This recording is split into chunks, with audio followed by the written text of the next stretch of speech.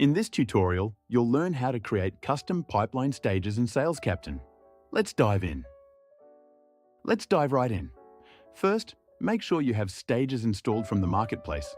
Then head over to your inbox by clicking Inbox in the left sidebar. You'll notice the Stages menu right here in the Inbox sidebar.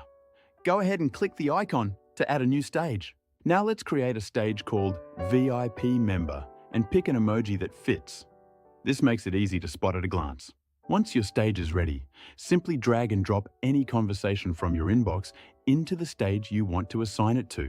When you're happy with how everything looks, click on the Stages app in the main sidebar or hit View Tabular Form in the inbox to open the full Stages menu.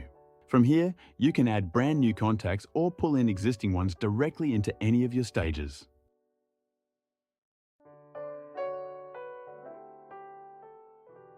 Moving contacts between stages is as easy as dragging and dropping them from one column to another.